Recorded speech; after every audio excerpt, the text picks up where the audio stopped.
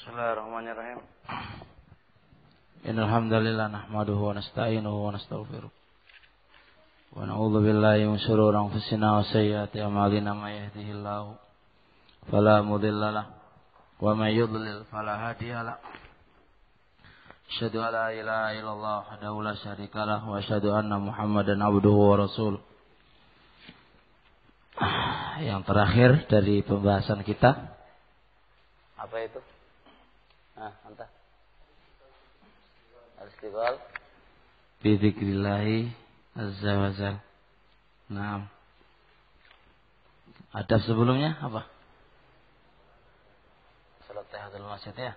Berapa rakaat atau masjid? Sunnah atau wajib? Sunnah ya. Ada berapa pendapat tadi?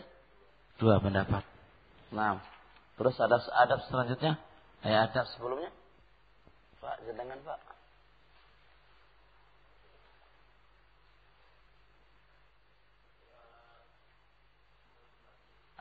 Berdoa ketika masuk masjid. Yang wajib itu yang mana tadi Pak? Apal Pak?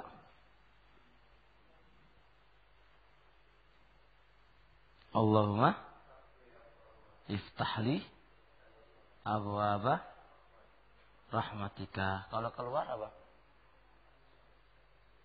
Allahumma ini. Di sini soal, kenapa kalau masuk masjid itu iftahli abwaaba rahmatika. Kalau keluar, Allahumma ini as'aluka min fadlik. Ya Allah, aku meminta dari keutamaan kamu. Itu kalau keluar ya. Tapi kalau masuk, ya Allah, bukakanlah pintu rahmatmu. Kenapa memangnya?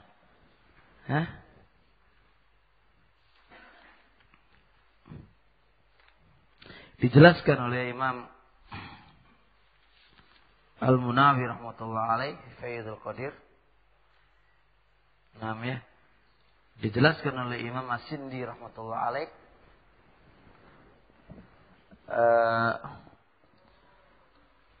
Imam As-Sindi menjelaskan bahwasanya di dalam masjid itu tempat rahmat dan tempat ampunan. Di dalam masjid itu adalah tempat rahmat dan tempat ampunan. Makanya disyariatkan ketika orang itu masuk masjid meminta dibukakan apa? Rahmat dan ampunan. Ya. Kenapa kalau di luar setelah keluar dari masjid kok meminta min fadlik? Mana min fadlik ay rizki? Karena di luar masjid adalah tempat rezeki. Jadi kalau di masjid tempat rezeki itu keliru. Paham ya? Di luar masjid itu tempat apa? Tempat rezeki. Makanya Rasulullah alaihi salatu wasallam mengajarkan Allahumma inni as'aluka min fadlik. Fadlik ay min rizkik. Rezeki itu tempatnya di luar, bukan di masjid. Makanya termasuk adab masjid, nggak boleh berdagang. Dan nggak boleh mencari barang yang hilang di dalam masjid. Tapi ingat ya, mencari barang yang hilang di masjid itu 2 perincian. Jangan dipahami, duitku hilang di masjid, aku menang-menang dari masjid, aku gak boleh. Gak begitu maksudnya. Gak boleh mencari barang itu kalau diumumkan. Nah ingat dulu ya, adapun kalau secara sirran itu gak ada masalah. Makanya Rasulullah SAW naha an-dhalah an-nashti dhalah. Nashti apa? Menyiarkan. Lawatan, menyiarkan. Jadi bukan berarti kalau hilang di masjid ya sudah, karena gak boleh dicari kok. Yang benar baik, gak begitu maksudnya. Ini pembahasan di Ahkamul Masajid insyaallah. Bismillahirrahmanirrahim. Adab yang terakhir dari adab-adab ila sholah, kalau sudah datang di masjid, hendaknya apa? Menyibukkan diri bizikrillah azza wa jalla. Tidak berkecimpung mengurusi urusan dunia atau yang lain. Tapi berdiam diri, na'am bizikrillah azza wa jalla. Alasannya, lihat. Ai idza dakhala al-masjid. Apabila seorang muslim masuk masjid. ba'da adai tahiyatul masjid. Setelah dia menunaikan salat tahiyatul masjid. Hendaknya yakunu mustahilan. Hendaknya dia menyibukkan diri. Bizikrillahi, dengan berzikir kepada Allah. Limana? Li'annal masjid. Karena masjid itu la yuqam. Tidaklah dibangun illa bihi, kecuali bizikrillah. Makanya ada sebuah hadis disebutkan oleh Imam Bukhari an Nabi Hurairah radhiyallahu taala ketika bahas tentang masalah seorang Arab Badui yang kencing di masjid ya. Di akhir faqal inna hadhil masajid la tasluhu illa bi dzikrillah wa qiraatil Qur'an. Sesungguhnya ini masjid tidaklah layak melainkan apa? Untuk zikrillah wa qiraatil Quran. Bukan dibangun untuk bisnis. Dan bukan dibangun untuk bahas masalah urusan duniawi. Kalau bahas urusan duniawi ngobrol masalah bisnis monggo di luar. Jangan di masjid. Karena masjid bukan dibangun di atas ini. Nah, kemudian juga wa qauluhu fama dama kadzalik fa huwa fi shalah. Kalau kondisi dia berzikir kepada Allah Subhanahu wa taala di dalam masjid tadi, fa huwa fi shalah, maka dia dihukumi salat. Selama dia pembahasannya zikrillah azza wa jalla. Jadi kategori seseorang yang menunggu setelah salat setelahnya itu dikategorikan fa huwa fi shalah kalau memang di masjidnya itu berzikir kepada Allah Subhanahu wa taala, bukan urusan dunia.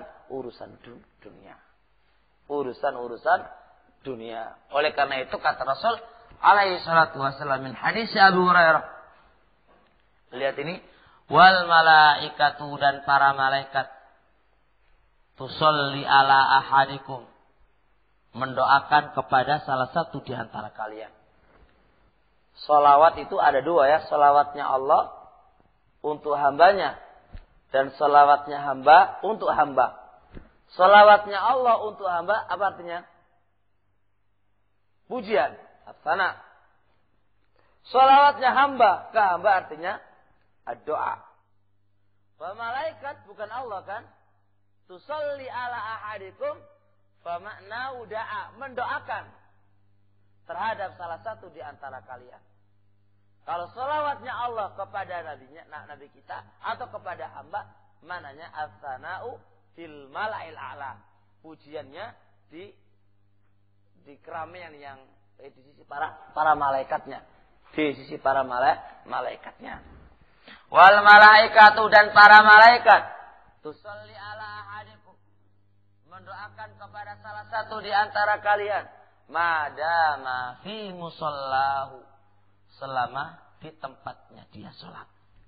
Nah, alladzi shalla fi, yang dia itu sholat di dalamnya. Malam yuhdits, selama dia tidak berhadas. Wa taqul Allahumma ighfir lahu, Allahumma arhamhu. Hadis ini panjang ya pembahasannya insyaallah. Perhatikan di sini.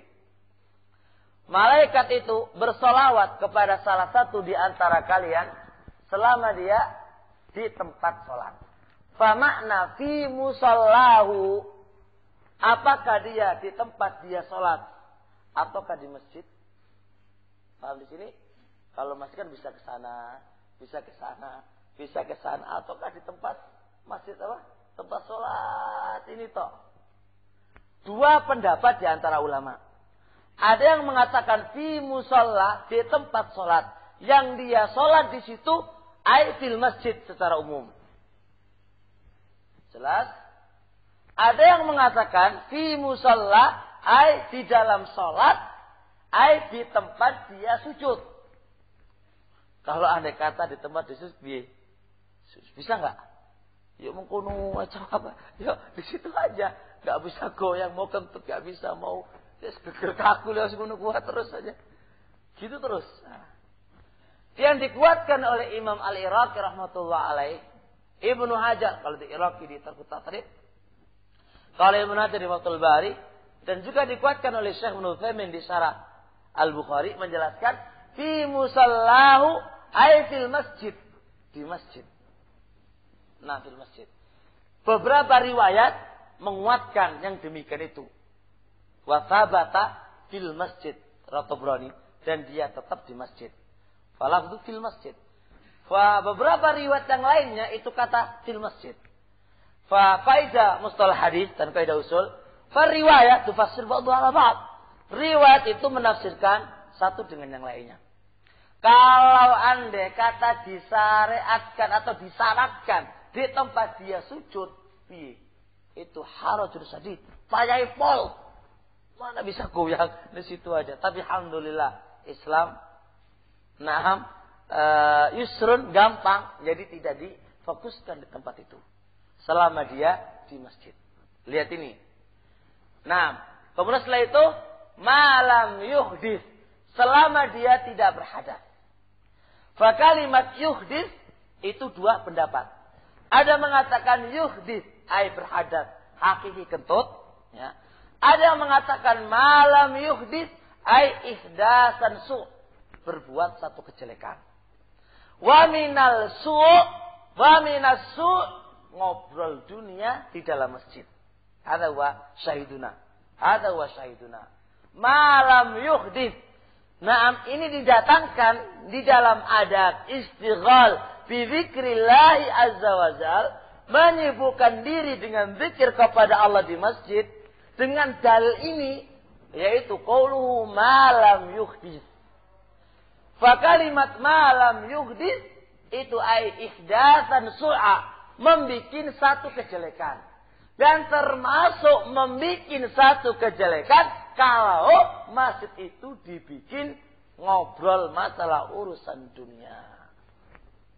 Karena masjid ikhwan memiliki kehormatan. Dan termasuk kehormatannya dijauhkan dari pembahasan urusan dunia. Wahada madallah, tidaklah menunjukkan kecuali hinanya urusan apa? Urusan dunia. Sehingga apa? Tidak layak dibahas di tempat apa? Yang mulia itu masjid. Paham ini Pak ya? Jelas? Tidak layak. Makanya itu menunjukkan urusan dunia itu urusan yang hina.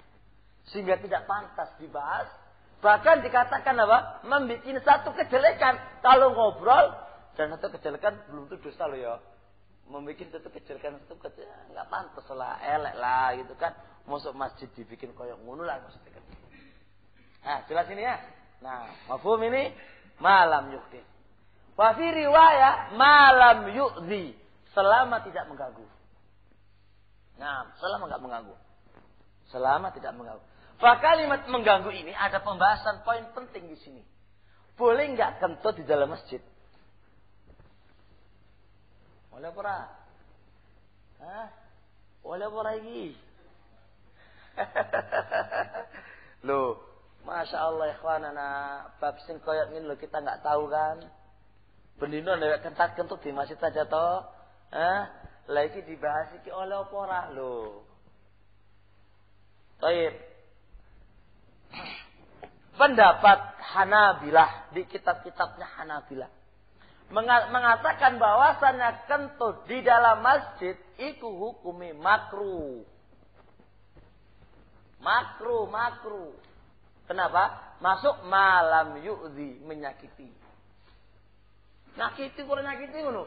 Ampun deh cak. Nyakiti ku.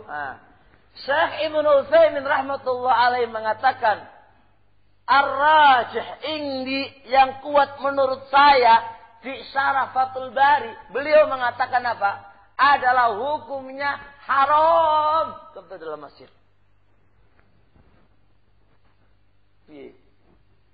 Nah, ntar dulu kita butuh istidlal, dalilnya mana kan? Ya kan? Dalilnya mana? Perhatikan. Kita harus rinci dulu Pak ya, supaya nanti ke titik poin. Kentut di dalam masjid ada dua. Kentut dengan apa? Sengaja, dan kentut tidak sengaja. Sing jenenge ora sengaja, pipi ora masalah kan? Ora masalah namanya enggak sengaja, ya kan? Pokoknya kaidah sing ora sengaja itu aman. Ya kan? Innallaha tajawaza li an ummatil khata wa nisyan kan? Mata amarat qulubukum. Ya semoga wale salah tunang fi maqtatu walaki mata amarat qulubukum kan kaidah ma'rufah lah. Sing jenenge ora sengaja iku ora ono masalah. Bakiyah sing sengaja iki piye? Nah, berarti kan dalil Syekh Ibnu Utsaimin rahmatullah alaih mengatakan bahwasanya lihat ini diharamkannya mendapatkan ampunan dari malaikat itu ukubah, iqab. Lu kok sedih diharamkan ya? Iya. Karena Rasul alaihi salatu wasallam mengatakan malaikat itu akan mendoakan kepada salah satu di antara kalian selama dia tidak berhadas dan tidak menyakiti orang lain. Kentut nyakiti orang. Ambune cak. Maka mengharamkan dirinya tidak mendapatkan ampunan dari malaikat, permintaan ampunan dari malaikat itu termasuk ukubah, iqab siksaan. Lho, orang oleh ampunan itu lho, orang oleh permintaan ampunan teko malaikat, donga teko malaikat itu termasuk ukubah, iqab dari Allah Subhanahu. Kenapa kok begitu? Karena doai malaikat jadi ampuni makbul langsung wala yashfauna illa liman irtadha. Dan malaikat terus liman irtadha, mereka enggak bisa ngasih syafaat kecuali orang yang diridhoi oleh Allah dan termasuk orang diridhoi siapa? Malaikat. Maka kalau enggak didongakno oleh malaikat termasuk ukubah, iqab. Masya Allah, ini satu. Yang kedua, kata beliau, mengkiaskan dengan makan bawang merah dan bawang putih. Ya kan? Makan bawang merah, bawang putih, fala yaqrabanna masajidana. Benar-benar jangan mendekat ke masjid kami. Wong sing makan apa? Bawang merah dan bawang putih dan sejenis-jenis bawang. Kata beliau, ini saja itu makannya di luar, ya kan? Terus masuk ke masjid itu kan wis kena angin tuh, wis kena angin kan yo. Wis kena angin kan dia kan. Otomatis kan anginnya kan sudah hilang ya. Itu saja ke masjid itu ora oleh hukumnya haram. Maka sama saja dengan kentut, bahkan lebih apa? Lebih apa? Nah, dan alasan beliau fa innahu yata'adza bihi Adam kama yata'adza bihi malaika. Anak Adam itu tersakiti sebagaimana malaikat juga tersakiti. Fa fi hadza dalil ala tahrim. Kentut dengan sengaja di dalam masjid. Jelas? Yes. Kalau ada komentar. Nabi itikaf mosok 10 hari orang kentut para sahabat ngono. Ya ora Nabi itikaf ora enggak? Mosok itikaf niku ora kentut ya gitu kan. Jare Syekh Ibnu Utsaimin jawabannya kalau sengaja. Dan mereka itikaf belum ada nukil mereka di dalam masjid dengan sengaja kan. Bisa jadi mereka keluar kan. Jadi ini enggak bisa dijadikan dalil. Nah, kan itikafnya Nabi, namanya itikafnya Nabi. Itu kan nggak ada kata-kata di situ apa? Mereka kentut di masjid kan nggak ada. Mereka kan pakai lawazim. Lawazimnya wong itikaf adalah kan kentut. Lah kan dijawab kan nggak ada lawazim. Bisa di pas kentut mereka keluar kan nggak ada masalah. Termasuk hajah daruriyah mereka harus keluar. Paham ya? Dibantah lagi gimana Al-Sufa? Al-Sufa yang nggak punya tempat tinggalnya di mana? Di masjid. Mereka juga otomatis kan kentut. Kalau jawab, pembahasan kita kalau sengaja. Jadi nggak ada kata-kata di situ mereka itu apa? Itu nggak ada kecuali kata-kata itu mereka kode kentut kabeh nang masjid. Ngono yang pantas itu bisa dijadikan dalil. Lah kan nggak ada kata-kata itu. Wa inama mereka Al-Sufa antum pakai lawazim. Ini lawazim laisa bilazim. Tetap di situ malam yu'di selama tidak menyakiti.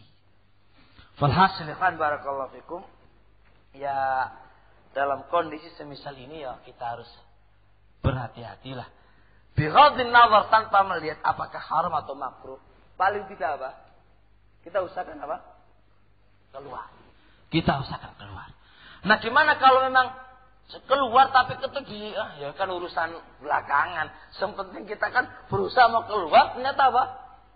Ya, itu urusan belakang itu. Urusan belakangan itu sementing awak dan usaha untuk keluar.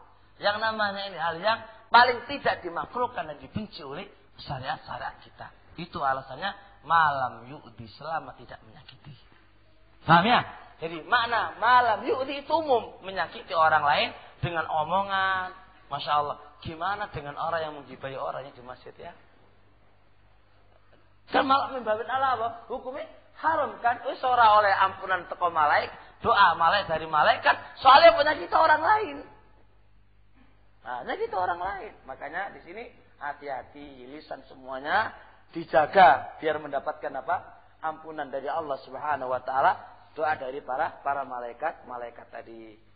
Alhamdulillah selesailah secara ringkas ada pada 6 ke sholat. Mudah-mudahan diberkahi oleh Allah Subhanahu wa taala, dan yang terpenting dari sini kita berusaha bisa mengamalkan adab-adab ini. Dan sebenarnya insya Allah terkait dengan adab-adab masih banyak sekali.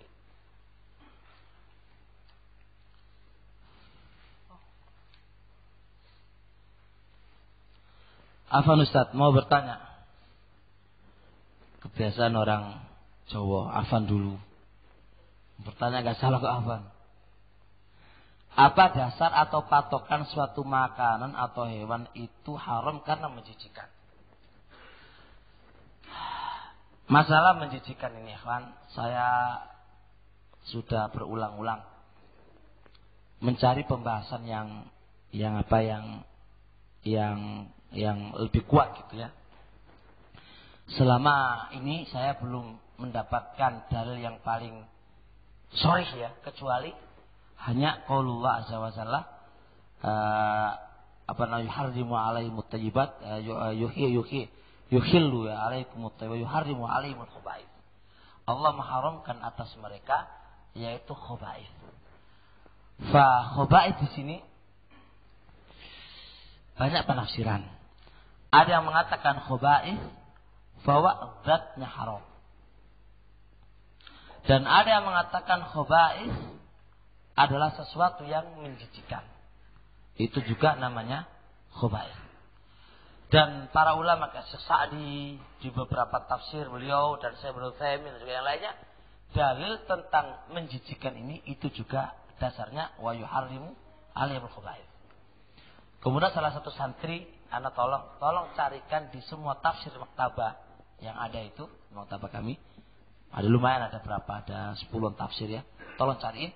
Juga sama dengan hasil yang kami cari. Yang namanya khaba'ith itu juga ada yang mengatakan haram dan ada yang mengatakan apa? Menjijikan. Kaidah ilmu tafsir. Kalau satu lafaz umum kemudian mencakup hadza, mencakup hadza, kenapa tidak dibawa semuanya? Kan tidak ada masalah. Justru kalau khaba'ith itu kita artikan zatnya haram toh dan membuang hukum yang menjijikan itu secara kaidah usul enggak benar. Sebab selama lafaz itu mencakup hadza, ya udah bawa semuanya. Selama lafaz itu memuat semuanya. Selama lafaz itu memuat, maka kenapa tidak dibawa gitu. Nah, falhasil makanya Ibnu Katsir juga menjelaskan yasmal kullah, mencakup semuanya. Tinggal yang namanya dzabit menjijikan itu apa? Ini yang berbeda pendapat. Ada yang mengatakan dzabit menjijikan adalah orang miskinnya orang Arab. Jadi kalau Arab iki kok jijik ngono kan, wong miskin wae jijik. Oh maneh? Wong sugih kan? Aja ukane wong sugih tahu wae jijik yo. Terus sugih kan. Wong sugih ora ukuran. Wong sugih ora ukuran. Iki alhamdulillah wong kiri iku masih diperhatikan oleh syariat kan. Jadi patok adalah masalah jijik. Gitu. Nah, kalau Syaukani rahmatullah alaih dalam kitab Darurinya, beliau mengatakan yang namanya jijik itu ukurannya negeri. Ya, kalau Indonesia kita adalah anak negeri. Intinya masalah khaba'ith ini untuk dzabit dikatakan jijik ini sisi pandang berbeda ya.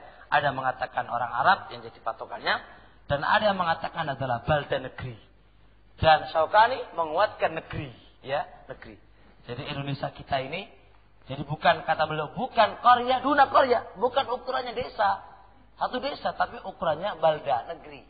Negeri kita ini kayak apa? Jadi kalau banyak dimintai tanya masalah kayak cacing yang dijadikan apa? Obat, semuanya hukumnya ini sama. Jadi tinggal cacing itu, apa? Menjijikan apa enggak? Kalau zatnya cacing, ya asalnya enggak ada dalil yang mengharamkan, enggak ada dalil yang menghalalkan. Tinggal apakah dia termasuk bala yang menjijikan ataukah tidak? Tinggal di sini permasalahannya. Tinggal di sini permasalahannya. Ya tinggal aja, ya tinggal ya mana mayoritas dari negeri kita itu jijik atau enggak, baru ada hukum di situ. Kalau enggak ya enggak tahu. Karena hukum ini ya ta'atta dengan apa? Dengan kondisi tempat itu secara keseluruhan atau secara mayoritas itu menjijikkan ataukah tidak. Jelas insyaallah ya. Jadi bukan ukuran orang loh ya. Kalau ukuran orang susah. Aku jijik kan. Kalau jijik ya susah hukumnya. Ini yang saya tahu terkait dengan apa? Hewan itu haram karena menjijikkan. Dan ini sebenarnya ya ada hukum mustakil, ada hukum tabaan, ini juga panjang juga ya terkait dengan kayak apa tausat ya. Hewan kecil yang di buah-buahan itu loh, kayak ulat kecil itu ya. Itu kan jadi sebenarnya nggak ada masalah sih. Kalau dia tabaan asal, ngikut kepada asal, beda dengan hukum makan. Kalau makan zatnya sendiri itu jijik. Tapi kalau dia ngikut apa? Ke buahnya itu gak ada masalah. Maka al-hukmu berbeda dengan yastaqil wa idza tabak. Kalau beda sendiri, kalau dia berdiri sendiri, hukumnya berbeda. Dan ketika dia ngikut kepada yang lain, itu juga hukumnya berbeda. Ini tempatnya di Kuwait Fikih. Apa hukum hewan yang diawetkan? Hukum hewan yang diawetkan, Syekh bin Baz rahmatullah alaih tetap menghukumi itu tidak diperbolehkan, ya kan? Sebab hukum awet ini, ya kawan, kata beliau, hewan yang diawetkan itu kalau antum hukumi gambar gak bisa, ya toh? Kan dia kan bukan gambar tapi apa? Hewan, bukan gambar kan? Nah, bukan gambar. Tapi Syekh bin Baz rahmatullah alaih bukan melihat ini, tapi melihat ini nanti satu wasilah. Jadi ada hukum zat dan ada hukum wasilah. Orang itu banyak orang yang tidak paham, ya kan? Jadi melihatnya hanya hukum zahir. Tidak. Islam tetap memperhatikan hukum wasilah. Yaqulu Syekh bin Baz rahmatullah alaih, secara zahir hewan tadi bukan dikatakan gambar. Karena apa? Karena dia bukan digambar, tapi memang benda asli. Tapi ini satu wasilah, satu perantara yang menyebabkan orang itu mengabaikan tentang masalah gambar, plus dan juga akan mengabaikan masalah patung. Maka dengan sebab hal ini, wasilah ke arah sana, yang mana dengan sebab ini kalau diperbolehkan tentunya manusia akan menggampangkan masalah urusan gambar dan urusan patung, maka satu darai dibendung pintu ini dan tidak diperbolehkan. Kayak misal contoh wanita menyupir mobil. Kalau kita tanya mana dalilnya wanita nggak boleh menyupir mobil, nggak ada dalil minal Qur'ani wa sunnah. Tapi Syekh Ibnu Utsaimin dan juga yang lainnya menghukumi hukum wasilah. Karena perempuan kalau dia diperbolehkan menyupir, wasilahnya apa? Perantara mempermudah dia keluar dari rumah. Wow, dimarahi istrinya gampang. Kau sepeda motor, mulai motor. Gampang. Ya pora. Coba kalau dia nggak punya sepeda motor, apa dia? Hah? Nggak bisa. Justru dengan diperbolehkan itu menambah dan mempermudah urusan-urusan dia. Dan juga yang kedua, mempermudah keluar dari rumah urusan dikit. Kan waqarna fi buyutikunna wala tabarrasna ini akan dibikin mudah oleh dia. Dikit urusan keluar, dikit urusan keluar, dikit urusan keluar, dikit urusan keluar. Yang nomor 3 kata beliau akan membuat adanya fitnah. Fitnah apa? Contoh, dia di nukta itu atau di isyarat, di lampu merah, berhenti jepret. Oh, tengah laki-laki. Ayo yo. Wah, ini yo. Wah, itu kan. Ya, itu. Jadi, membuat fitnah dan berhentinya wanita tidak hanya di isyarat, pom bensin entek, baru ngono mana? Di lampu merah, mari ngono, brobos bani. Kullu hadil fitnah, kata beliau. Perempuan juga pakai sepeda motor sama. Sepeda motor, sama aja. Kalau banyak berbos piye? Tempat senuntun. Dulu awan laki-laki. Yes. Kula ya kan wasilah. Dan masih banyak fatwa yang menyebabkan hukum ilal wasilah. Dan jangan sekali-kali soal kita itu berani menghukumi dengan mudah tanpa lihat wasilah. Itu nanti bisa fatal. Alhamdulillah kita juga banyak membaca fatwa-fatwa karena bagaimana kan itu bisa belajar artinya gimana kondisi ulama menghukumi itu. Jadi jangan menghukumi dengan zat. Mending dalil Quran wa sunnah. Memang enggak ada. Tapi kita coba melihat wasilah efek daripada diperbolehkannya wanita menyupir itu apa. Itu yang kita lihat. Selama itu ada mafsadah yang mahdhah, mafsadahnya banyak, faedah usulnya apa? Dilarang. Enggak menutup kemungkinan ada masalahnya. Iya, ada masalahnya. Tapi kita melihat apa? Mafsadah yang kita lihat. Kita lihat mafsadah nanti. Nah, yang kedua, sudah mau pakai apa coba? Otomatis membuka apa? Tangannya. Ya kan? Membuka apa? Angin. Oh, banyaklah hal-hal yang mafaz yang kita harus perhatikan di situ. Nah, coba tolong direnungi lagi dan dibaca fatwa-fatwa dan lihat wasilah yang dilakukan oleh wanita ketika mengendara satu kendaraan itu. Dan makanya ini hukum wasilah. Barakallahu fikum.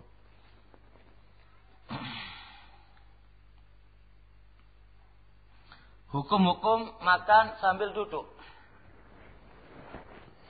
Sebenarnya masalah tentang makan dengan berdiri atau makan dengan duduk atau makan bersandar sudah kami bahas di adab-adab itu. Falhasil Evan terkait dengan dalil tentang apa? Minum dengan duduk, dalilnya apa? Sebenarnya ini dalil harusnya dilihat dulu. Ada larangan apa itu? Kalau antum tanya mana dalilnya perintah minum dengan duduk. Selama saya nulis di buku itu kami belum mendapatkan nas perintah kalau makan dengan duduk. Paham? Tapi kita punya 2 poin. Larangan makan dan minum dengan berdiri dan larangan makan dan minum dengan bersandar. Lah, kalau ini dilarang tinggal apa? Tinggal duduk. Paham kan? Maka untuk menjadi satu hukum jangan melihat hukum mana dalilnya secara nas. Wah, kalau gini ini susah. Orang dalilnya kok secara nas. Apa jenenge mangan dengan duduk? Yo, kalau ngono to yo susah. Ini terlalu apa? Terlalu jumut kali gitu loh. Kakak misal itu. Jadi kita lihat dulu masalah makan dengan berdiri dan minum dengan berdiri. Hasilnya kan terkait dengan makan atau minum dulu. Ini panjang lagi nih, ini panjang yang mana? Nah, jadi ya gimana ini mau dibahas juga panjang.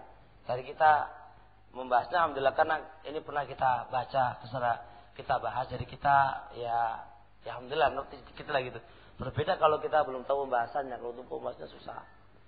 Jadi makanya ini butuh dibahas. Jadi kita lihat dulu hukum makan dan minum dengan berdiri gimana. Kalau udah selesai, kita lihat dulu hukum makan dengan duduk kayak gimana. Dengan apa? Dengan bersandar. Itu juga panjang dalam bersandar ini. Loh, Iwan, mangan bareng bersandar penafsirannya banyak ekol. Kita tak tahu. Ya piye ya, ayo belajar wae. Belajar ngurus ngono. Udah toh? Ya. Jadi ini pun dibahas ini. Ini akhwat ini yang nanya ini.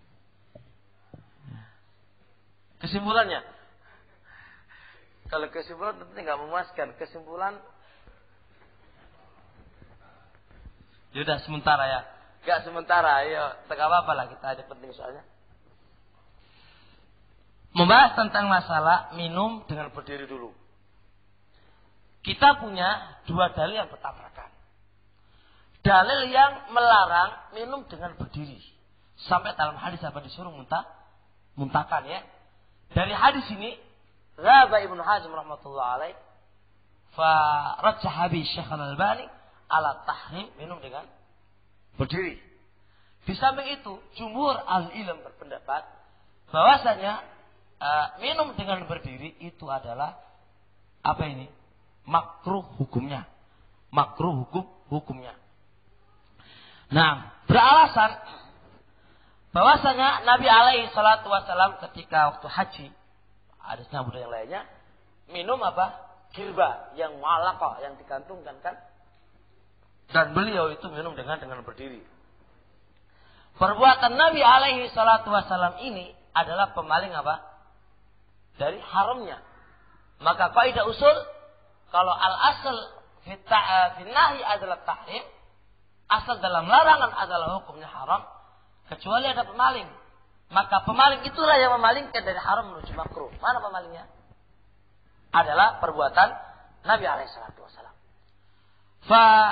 Syekh Al-Albani membantah, gak bisa. Hadis ini kamu jadikan pemaling. Loh kenapa? Bisa jadi, ini ihtimal kan? Bisa jadi waktunya itu sempit, berdesak-desakan.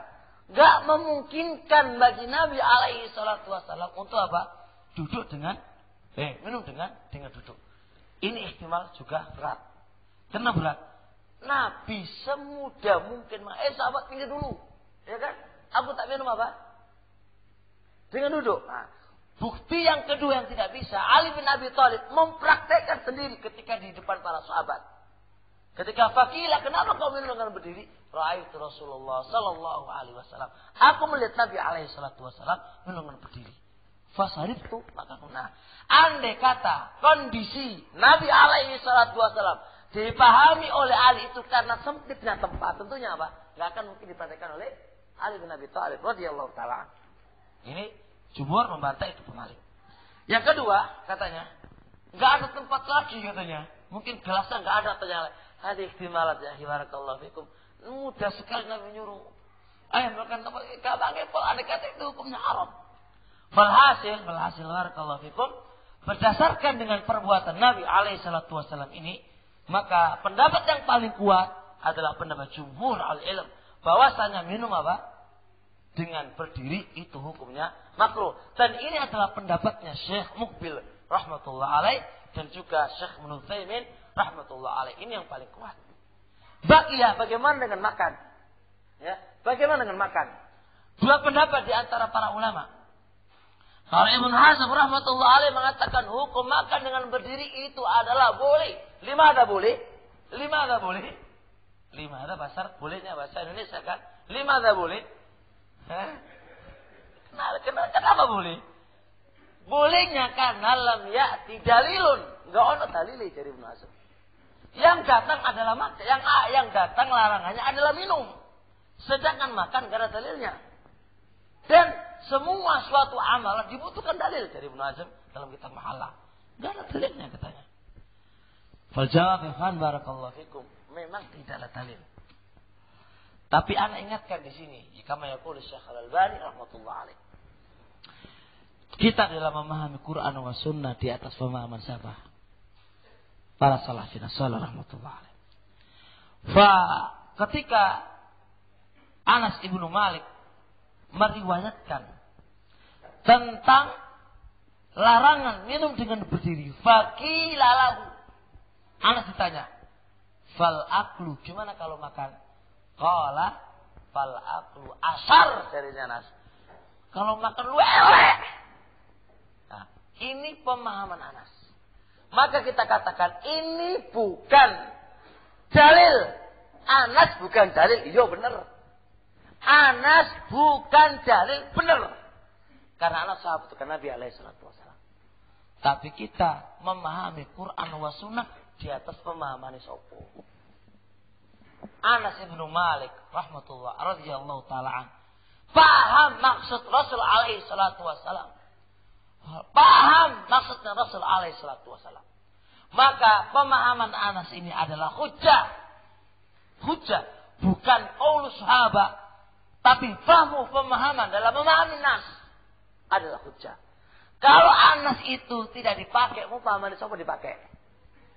Makanya Syekh Al-Albani mengatakan wa yata'ayyan al-akhdhu bi fahmi Anas. Maka mengharuskan di sini mengambil pemahamannya Anas. Jadi jangan diambil kalau dalile kok, wala dalile kok. Oh, mantap ya. Kalau dalile, ya kalau dalile secara nas orang dalile memang. Tapi masalahnya bukan begitu. Di sini dibutuhkan pemahaman. Fahamnya siapa? Maka antara Ibnu Hazm dengan Anas, berapa masanya? Berapa masanya? Mana yang lebih awal diambil? Ala qaul Ibnu Hazm atau qaul Anas? Yang dia bukan ditanya. Wow, dipahamkan gimana masalah makan. Dengan konteks hadis ini. Dengan konteks hadis ini. Anas lebih paham. Konteksnya Rasulullah SAW. Balakul asar.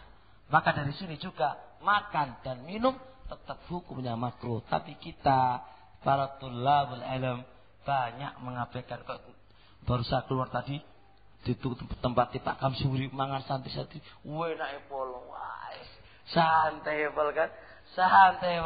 Nah kalau kita tulabul ilm yang membiasakan diri makan dengan berjalan ya, nah, gimana dengan berjalan? Kan yang dilarang kan berdiri kan? Saya jawab di dalam kitab itu, kalau antum bisa berjalan dengan duduk, monggo. Ya Allah, jawabannya terlalu aneh sekali. Gak mungkin Anda itu berjalan kecuali berdiri kan? Ya Allah, terlalu aneh sekali. Anda gak berdiri kok, Anda berjalan kok. Berbeda antara berjalan dengan ya wis karat mulai wis. Kalau Anda kata Anda itu bisa duduknya berjalan dengan duduk, monggo. Bisakah sama berjalan dengan duduk? Tetap dikategorikan duduk. Ya, tetap dikategorikan duduk. Adapun hadis yang mereka pakai juga wa nahnu fi ahdi Rasulillah sallallahu alaihi wasallam adalah kami di zamannya Nabi alaihi salatu wasallam, wa nahnu namshi wa nahnu naqulu qiyamah adalah kami itu makan dan minum dalam keadaan berdiri. Hadis ini ya kan sanadnya sahih. Cuma ketika saya bahas hadisnya ini dan kemudian saya bacakan ke salah satu mustafid turuknya hadis ini ada Hafs Ibnu Ghiyath. Hafs Ibnu Ghiyath kalau dalam biografinya itu rajulun thiqatun rubbama akhta. Faqala dzal mizan wa hadzal hadis min akhta'i Hafs Ibnu Ghiyath. Wa hadzal hadis min akhta. Maka ini juga faedah ketika kita lihat biografi seorang rawi yang dia dikategorikan thiqah rubbama akhta atau rubbama yahim, jangan berarti di sini. Terkadang di sini hadis termasuk min akhta'i dan termasuk hadis yang saya bacakan tadi kama yaqulu Zahabi rahmatullahi fil mizan wa hadza min akhta Hafs Ibnu Ghiyath. Maka ini enggak bisa dipakai dalil. Wa Syekhuna rahmatullahi alaih di awal kali mentasihin hadis, kemudian beliau tarajaah dan disebutkan di kitab Ahadisul Mu'alla Zahir wa Sihah. Awalnya beliau mentasih hadis ala hasbi zahir. Memang zahirnya hadis sih kok, enggak ada yang dipermasalahkan. Tapi ketika seorang imam min a'immatil muslimin, seorang a'imah min a'immatil jarh wa ta'dil atau seorang imam yang memiliki ahliyah kemampuan dalam bab ini, istisna kita harus ngapain? Diterima. Faqala wa hadza min akhta'ihi. Makanya Syekhuna taraja'a dan kemudian dikeluarkan di kitab Ahadisul Mu'alla Zahir yang terbaru ya. Sebelum beliau meninggal disebutkan ini menunjukkan beliau taraja'a dari tasih menjadi tadhaif. Jelas? Nah, walhasil ikhwan, barakallahu fikum, kita berupaya ya untuk masalah makan dan minum ya ojo kok ya diabaikan lah, gampang pol mangan sak guru-gurune barangnya lagi guys. kita ini contoh tauladan ya, ngombe mangan karo ngadeg, aduh. Terkadang di sini kita kurang di sini. Kita itu ngajari santri, TAP awan dewek iku rafi. Nah, kita berusaha, makanya kita berusaha menjadi orang baik. Bukan orang yang baik, tapi berusaha jadi orang baik.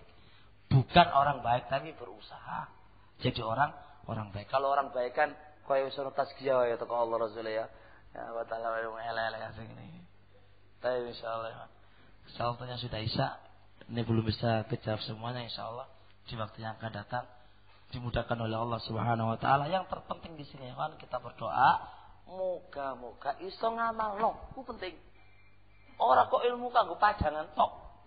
Ya, iso diamal, sing penting lu ngamal ilmu. Sing penting iso ngamal. Saiki ya wis penting iso ngamal, selamat insyaallah. Kayak iso ngamal susah. Nah ini yang kita penting di sini berdoa sama Allah, moga-moga dikasih istiqomah terus ngamal ilmu.